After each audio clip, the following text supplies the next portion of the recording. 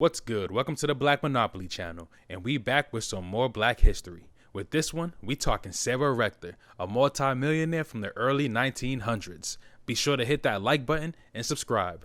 Before we get into it, gotta give a shout out to African Archives on Twitter. They created this thread and I'm reading it. Now let's get into it. Sarah Rector became a multi-millionaire oil baron and the richest black child at just 12 years old. She was so rich that Oklahoma legislature legally declared her to be a white person. Sarah Rector was born in 1902 in Oklahoma to Joseph Rector and Rose McQueen. They were African descendants of the Creek Nation Creek Native Americans before the Civil War, which became part of the Creek Nation after the Treaty of 1866. As such, they and their descendants were listed as freedmen, thus entitled to land allotments under the Treaty of 1866, made by the United States with the 5 civilized tribes.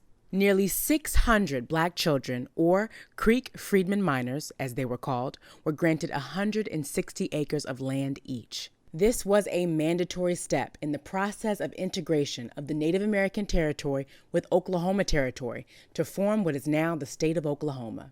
The parcel of land allotted to Sarah Rector was located in Glenpool, 60 miles from where she and her family lived.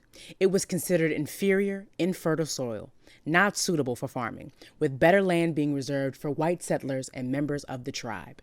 The family lived a simple life, not in poverty, but the $30 annual property tax on Sarah's parcel was such a burden that her father petitioned the county court to sell the land. But unfortunately, due to some restrictions, the petition was denied. So, to help cover this expense, in February 1911, Joseph Rector leased Sarah's parcel to the Standard Oil Company. In 1913, the independent oil driller B.B. Jones drilled a well on the property, which produced a gusher that began to bring in 2,500 barrels of oil a day.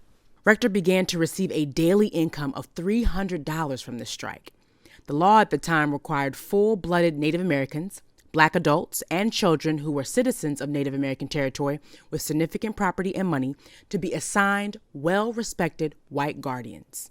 In October 1913, Rector received royalties of $11,567. As soon as Rector began to receive a lot of money, there was pressure to change Rector's guardianship from her parents to a local white resident. Given her wealth, the Oklahoma legislature declared her to be a white person so that she would be allowed to travel in first-class accommodations on the railroad, as befitted her position. Rector was already a millionaire by the time she had turned 18. She left Tuskegee with her entire family and moved to Kansas City, Missouri. Whoa, a black millionaire in the early 1900s? Imagine being so rich that you had to be legally called white. Crazy.